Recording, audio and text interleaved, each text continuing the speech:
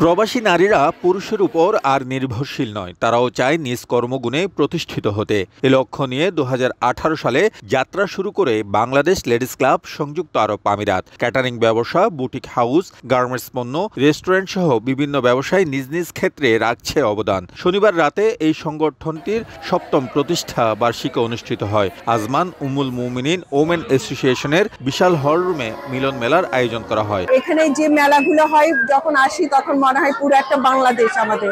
এর মাধ্যমে আমরা চাচ্ছি যে বাংলাদেশের যে কালচারটা ইউএইতে আমাদের ফুটিয়ে তোলার জন্য আমাদের ভবিষ্যৎ সন্তানদেরকে বাংলাদেশ সম্পর্কে, বাংলাদেশি কালচার, বাংলা ভাষা এগুলো যেন পরিচিত হতে পারে এবং বাংলাদেশটাকে, বিশেষ করে বাংলাদেশটাকেই আমরা সারা বিশ্বের মাঝে সম্প্রসারণ করতে চাচ্ছি। মূলত আজকের আয়োজনে আমাদের প্রাথমিক যে কাজটা ছিল, আমাদের যারা নারী উদ্যোক্তা তাদেরকে উৎসাহিত করা। আমি মনে করি যে বাংলাদেশ লেডিস ক্লাব ওই একটা প্ল্যাটফর্ম যেখান থেকে আমার মতো আরো অনেকগুলো নারী উদ্যোক্তা একসাথে কাজ করতে পারছে। আমরা সবসময় চেষ্টা করি নারী ও শিশুদের নিয়ে কাজ করার জন্য।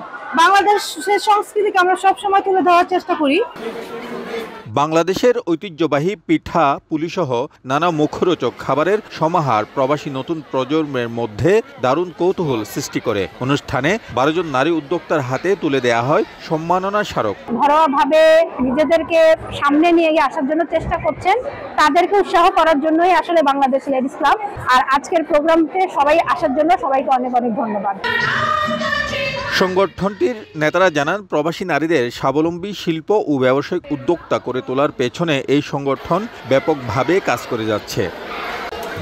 শিবলি আল সাদিক, সময় সংবাদ, সংযুক্ত আরব আমিরাত।